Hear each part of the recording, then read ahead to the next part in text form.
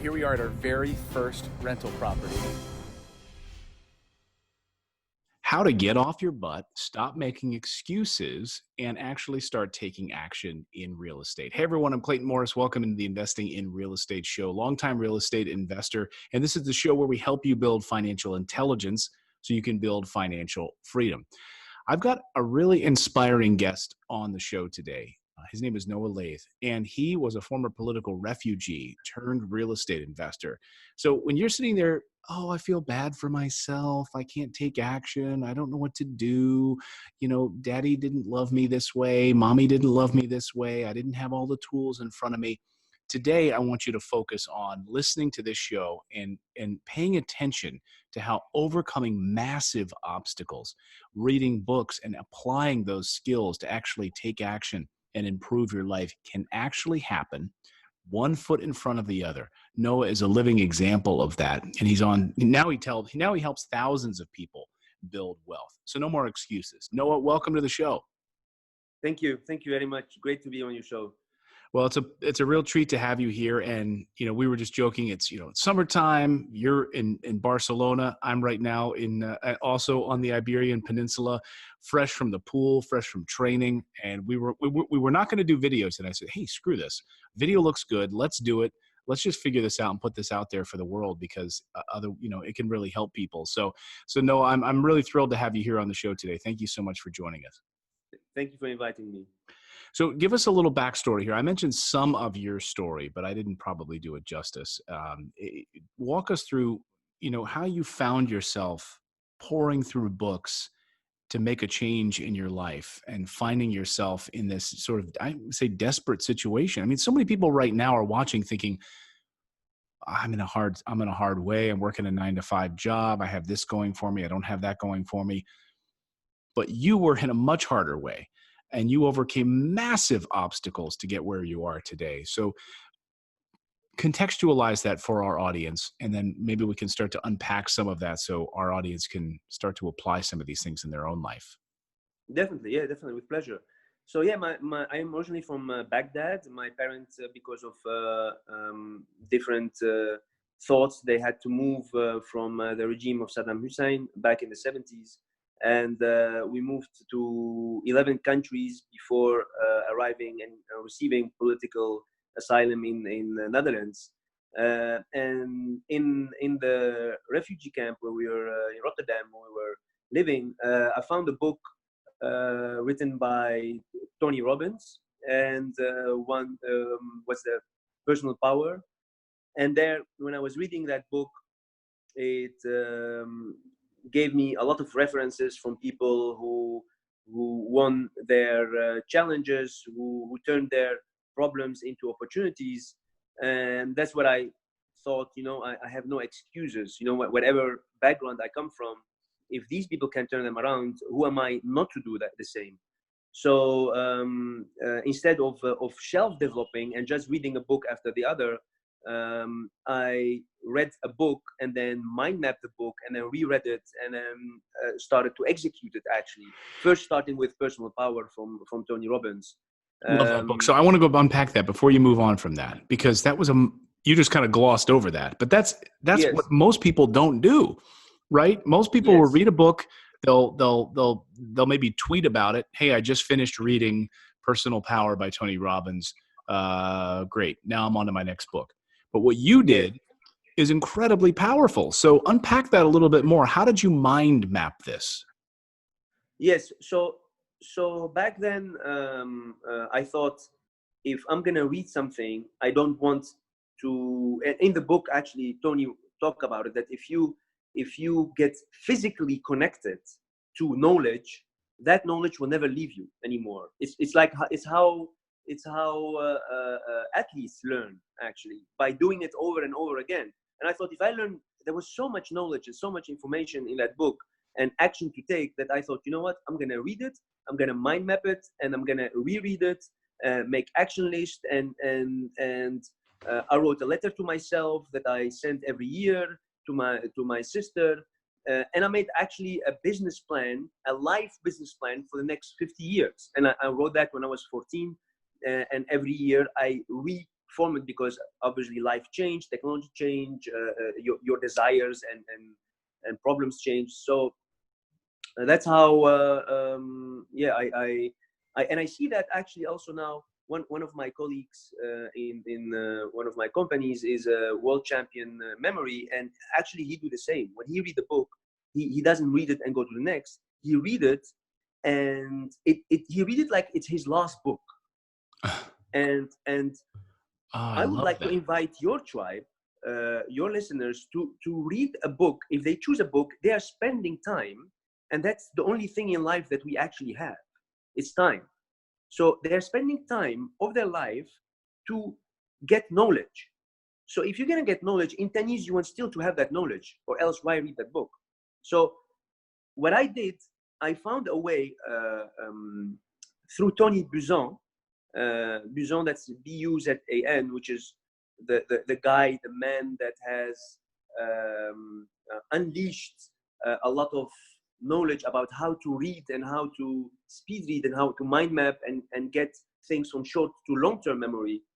So I read that book and it shows me there's a system. There's a system actually for reading, there's a system for learning, and you can 10x, everyone talks about 10x, you can 10x your speed and retention. So there is your RAM and there is your working memory. And I used, let's say, that strategy to get as much knowledge and to retain that knowledge and then to make a plan and execute it. So give me some insight into what that plan looked like for you. And you're the living embodiment right now of that plan. Yeah. And I see this too. And I will say, not to talk about myself, but when I've journaled and written down my goals and in my own way mind mapped my goals over the years, whether it was to be on national television anchoring a national morning show, whether it was to build financial freedom through real estate, I go back to my journals from a number of years ago and I see it written out in bullet points, and I've then executed on those goals. So how did you do it? How did you begin to execute on this mind map? Well, I knew that I didn't know a lot. That was you have to be humble enough to especially if you're 13, 14, to let the hormones go away. I knew that there was a big chunk of my life that was very dangerous because I don't know what I don't know, which is the most dangerous part actually in doing business and being successful. So I thought, you know what, let me find a mentor. Even if he's not alive, let me find these mentors and then follow their path, their strategies. Jim Rohn was one of them. Brian Tracy was one of them. Tony Robbins was one of them. And yes, now I go to all his seminars and congresses, but back then I didn't have the money and I didn't even know how to go there. So I just read the books and then followed the book like it was my Bible. And every book that I read was for me a Bible. That's why I took a lot of time into searching and choosing the right book to read, because you want to guard your brain and your life with the right amount and the right type of knowledge. So when I started, there was a book written by, I think, David Allen, his name. It's called Getting Things Done. And Sure. on the first GTD, exactly. On the first look, you see this book. It's quite boring. It says, oh, you have to systemize your life. You have to capture everything. But actually, if you execute, like every real estate investor, every person that comes work in one of my companies, I always tell them, read first that book, and then I'm going to give you a course about that book, because that book really changed the life of many people that I've introduced to, as long as you execute it in an OCD way. If you just read it and you think, yeah, I'm going to execute a bit part, yeah, you will still take some things out of it. But for me, it changed my life. I have waiting lists from people. I don't forget things because I have a waiting list. If you tell me, Noah, I'll get back tomorrow at 3 p.m. About something, then I write it. Okay, waiting for you to tell me X, Y, Z. I have list what I do in the plane, in the bus, in the train, on the car. I have, when I arrive at home, I have private project. I have everything divided in projects. And unfortunately, you cannot see it. It's actually in front of me. I have action lists for this week, for next month.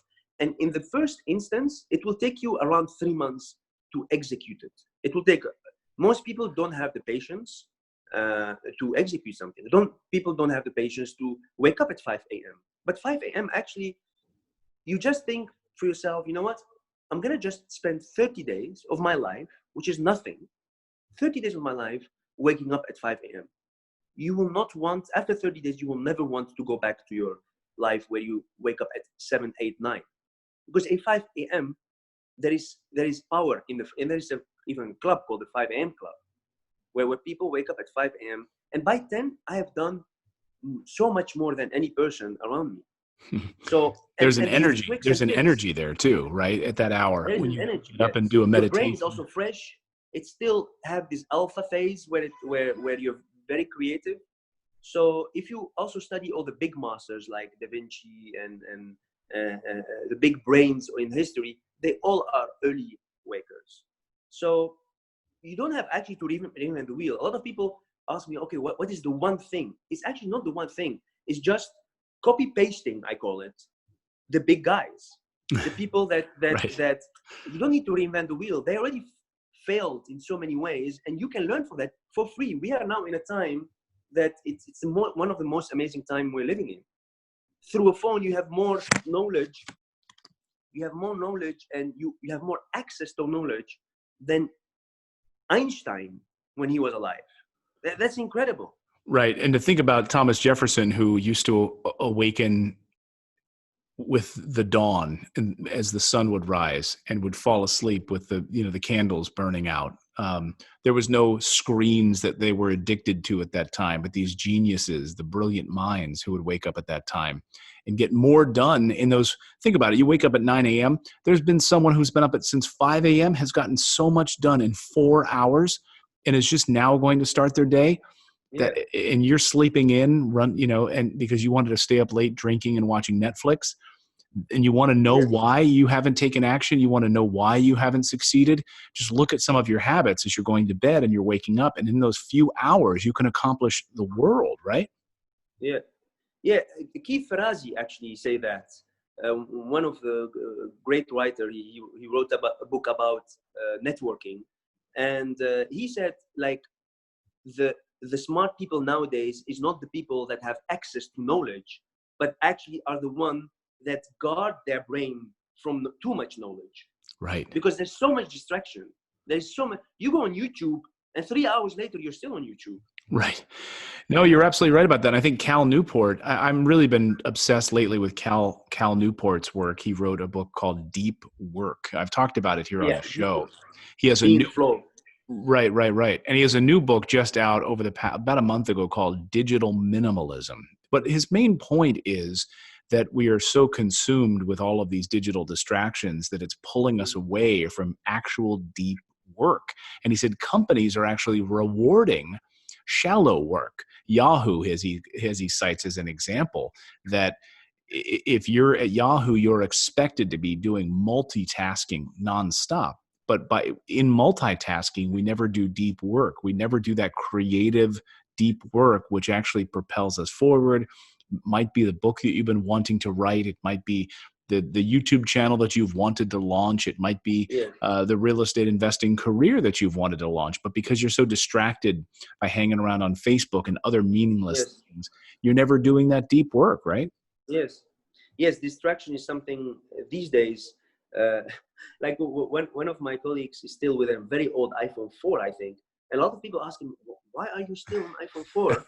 And he said, because I don't want to be distracted.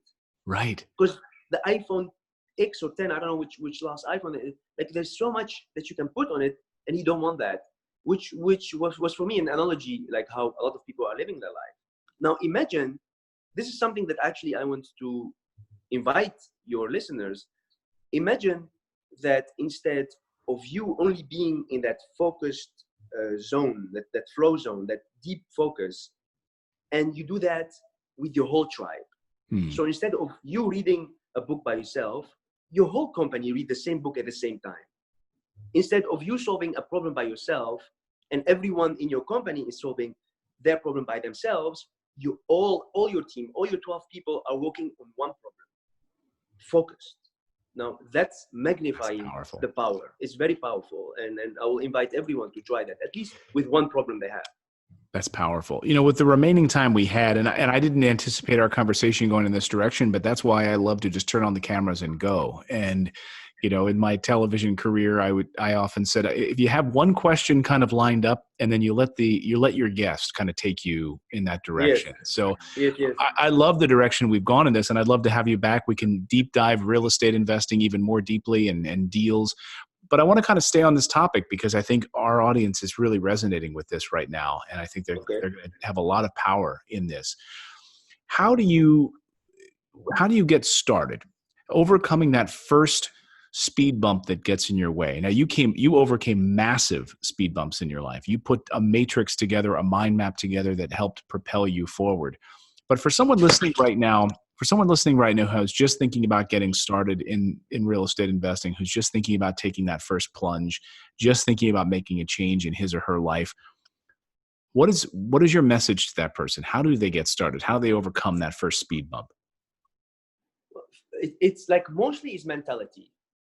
So there are certain ways how to systemize. It's very easy, by the way, to link the dots backwards. So now if I look to my past, to the last 20 years of investing, it's very easy. So for someone who just starting, you don't know where to start, I will start in a niche. Choose a niche that you're comfortable. If you're a student and you want to start as a student, that's how I started when I was a student, because I understood the fears of students, the desires of students, their pleasures. I understand what they wanted, what they didn't want it, and I started to give what the competition was not giving. I was making them an offer that they almost couldn't return. I was living in Amsterdam, and so whatever, if you're starting in investing, in real estate investing at least, become first knowledgeable about that. And it's easier to start in something that you're knowledgeable about. Warren Buffett always, talk about that you want to stay in your circle of competence, or your circle of knowledge, because you're going to make mistakes anyway, and you want to lower the risk of making mistakes. And if you want to make mistakes in real estate, like a mistake can be quite big, because we're talking about big numbers. So that's number one, what I would advise. Start with your circle of competence. Get mentors. And these days, mentors are almost everywhere. So go to real estate local clubs. Go first, get knowledge, get part of a society of investing or a club of investing. And it's much easier these days through meetups, through local clubs than back in the days.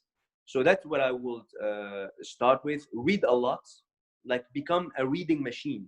Implement reading in your life like it's going to the toilet. You don't skip a day going to the toilet. You don't skip a day not reading. Right. And by the way, people who tells you I don't have time to reading, do you have 15 minutes a day? If you don't have 15 minutes a day, you don't have a life. I heard 15 minutes. No, you're absolutely right about that. I heard a speech with Deepak Chopra recently where he talked about, when someone says they don't have time to meditate, what he likes to say, if you don't have 20 minutes a day to meditate, then you once a day, then you need to do it twice a day. Yes. That's what Buddha said. Yeah. Right. If you don't have, or Dalai Lama said that. So yeah, definitely with reading is the same thing. If you want to become a good investor, you need to read a lot, especially about the mistakes of other investors. So you can at least anticipate what could happen. So that's number one. Number two, emotions. You need to, like, the biggest problem with investing is managing your emotions. And there are two emotions. There is fear and greed. And they are against each other. So a lot of people invest out of greed, and some people do not invest out of fear. So that is something that if you get knowledge, if you understand, let's say, the cycle of history, like history doesn't repeat itself, but there's a kind of rhythm. And if you live long enough, you will see the rhythm, but you don't have time. If you're 20, if you're in your 30s and you want to start now, you don't have to wait 20 years, because the history is already there in books, and there are people who wrote about this. I will advise anyone to read the book of Ray Dalio, or even his Principles. videos. They're amazing to at least understand the psychology of rhythms and of histories and of financial cycles. And we are now at the end of a quite long financial cycle that has been here more than 10 years. 14 September, it will be 11 since Lehman Brothers went bankrupt. So it was, and something gonna happen. Now, whoever gonna tells you exactly what's gonna happen is a liar. But for sure, something gonna happen. And as Charlie Munger says, buy when there is blood on the streets. So, and that's something gonna happen very soon, sooner than later, let's say. If you're watching the video version of our interview here with Noah, he's got lions, he's got a tiger behind him. He's got that famous New York City a photo where the iron workers are hanging out on the girders having lunch high above Manhattan. And to me, it speaks of, like, those three images over your head right now sort of speak to me of overcoming fear. Yes. Talk about fear a little bit. I always like to discuss, like give the example of John F. Kennedy. He said, I have prepared myself for many problems that have never came. Mm-hmm. And that is actually a very good analogy of what's happening in the brains of many people. They are more, and that's how, let's say, humanly, we are programmed. We are survival machines. So it's very normal to have fear. Like, anyone who has no fear for a lion gonna die, and everyone who didn't have fear, they died. So we are all now pre-programmed, hardwired in our body to have a certain fear for change. So if you want to become a great investor, research fear and see how you can reprogram your fear by doing things. So make a list. I have a list of all things that I am fearful of. And for you, maybe it can be public speaking. For someone else, can be investing. But write them down and then start doing them. And start with the small things. And you rewrite then the brain, the neural pathways in your brain that will tell you, okay, you have to be fearful. So then what you get reference. Hey, wait a minute, I did this. Actually, it was not so fearful. It was actually a great experience. Tony Robbins always says, if you think you can't, then you must. So if you're afraid of bungee jumping or skydiving, whatever your fear is, do it. And then stack it. Stack the fears, and they will change in your brain into little success stories. And that's how you build. Actually, you chunk it down to small success stories, and then you build it down. You build it up. One of the things I've not been good at, and I've started over the past few years, though, is journaling every morning about these little successes. Because what we don't, we think, the big success is all we should have gratitude for. But in my journal of gratitude every morning, and I look at these little small things, whether it's we got this thing approved for international travel, or my kids got into this thing, or they succeeded here. Those little moments of stacking those things that you were scared about a year ago, now they seem like small to you because you overcame them. But a year ago, you were terrified of these things, and you need to give yourself more credit. And then you begin to see it's snowball effect, right? Yes. And actually, you just said something very important in the life of my mentors and my life, which is called journaling. A lot of people don't see the need of journaling. But if you do that every day, consistently, something gonna happen. And if you're gonna write down, let's say, your successes, your fears, what you want to achieve, and just write every day, something internally gonna happen. And I don't know if it's subconsciously, if it's the universe that's talking to you, but something is going to unfold. So it's powerful.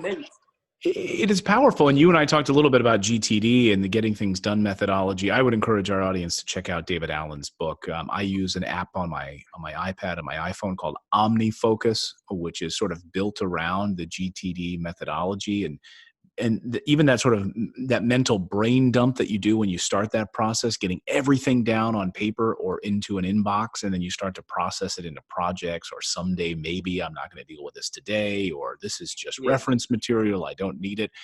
But I think part of that process also is journaling and getting things down every day as part of that brain dump. There's a shortcut now with Siri shortcuts. Yeah, I'm a tech guy. So with Siri shortcuts on the iPhone and the iPad, you can actually download a Siri shortcut called the 5-minute journal, the 5-minute morning journal. And it just interacts with day one. You tap it, boom, it opens up a little dialogue box. It's 5 minutes. What am I grateful for? Daily affirmations. And I forget the other one off the top of my head. But there's like 3 things, and it's 5 minutes. And you just write down what you're grateful for at the beginning of the Yes. day. And then you can take other days, right, Noah? Like you can, on Thursday, you can say, you know what, today I feel like writing a lot in my journal. But I think there's a lot of pressure people put on themselves with journaling, and that's why they stop doing it, because they feel they need to Yes. write a novel every time. But they don't. Yes, They can yes, write yes, a few sentences, right? And the 5 minutes become 7, 7 become 10, and suddenly you're doing half hour. Right. I remember George, which is also George, okay. George Harrison from the Beatles. I don't know if you saw this documentary. It's an amazing documentary that Martin Scorsese did of George Harrison's life. And he journaled like every day. And on the day that he left the Beatles, so they show his journal, and it was like, woke up, did this, quit the Beatles, wrote the song Wah Wah. That was like his day. He quit the Beatles, and he only put like a sentence about it. And he wrote the song Wah Wah, which became a huge hit. And that was like his day. He didn't have to write 5 pages about quitting the Beatles. No. This is George Harrison. So you don't have to feel all this pressure, right? Yeah. And also, like nowadays, there are ways how to implement things. Like having a morning routine and starting your day being grateful. Like, they say that the morning will set the tone, the voice of your whole day. Mm-hmm. So definitely have a morning routine. Tim Ferriss write and have a lot of podcasts about that, about the morning routine, having a morning routine. Huge impact on your life if you implement it. And a morning thing can be drinking lemon water, doing some stretches, writing a journal, and it can be any type of thing. But as long as you have it every day, it's going to be very powerful. It sets you up for success. Well, no, I want to be respectful of your time today, and I'd love to have you back on the show multiple times. We can deep dive real estate, but I think this episode is going to resonate with people in a deep way. And there's so many chunks of knowledge in here that I think our audience needs to take away from this. I think go back, re-listen to this episode multiple times and take action on each of these items. But Noah, I want to get you out of here on this. What do you know for sure? What is something that you know at the core of your being at the age you are now that you wish you could say to your 20-year-old self? What is something you know for sure?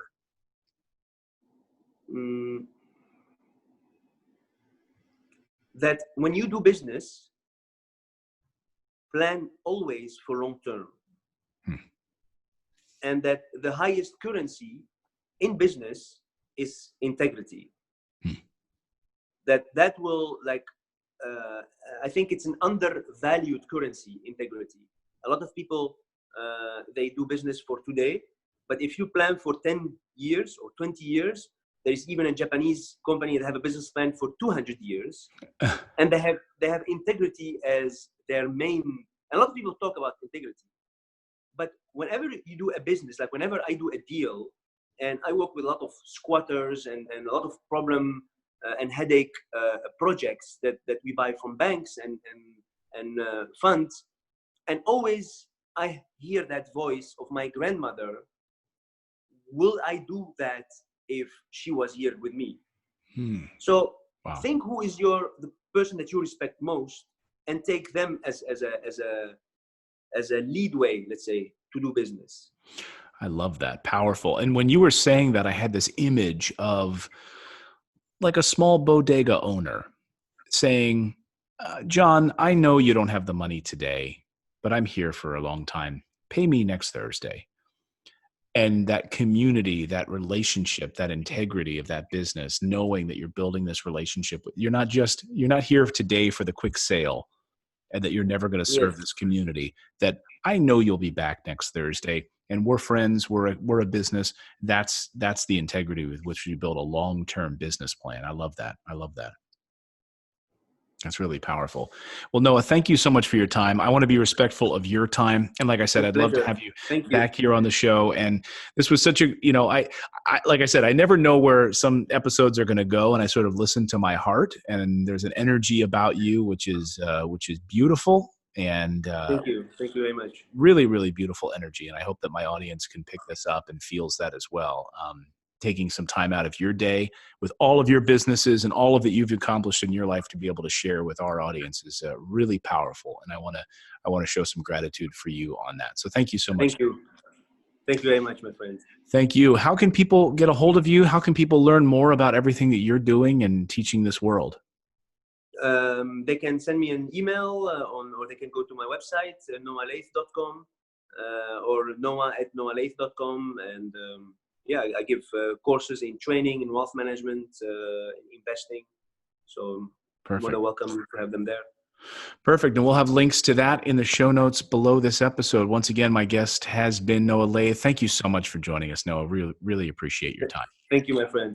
Thank you. And thanks to Take all care. of you for downloading and subscribing. We really appreciate it. Thanks to all of your kind 5-star reviews in the podcast store, podcast player, wherever you're listening to this show. We really appreciate it. We publish this, though, 3 times a week, Monday, Wednesday, and Thursday. And we always want you to build financial intelligence so you can build financial freedom. And I believe real estate investing is the number one way to build wealth. But like Noah said, build it for the long term. Do it with integrity, not just for today. They're going to make mistakes. That's fine. But build a plan and build it for the long term. We'll see you next time, everyone. Much love to all of you.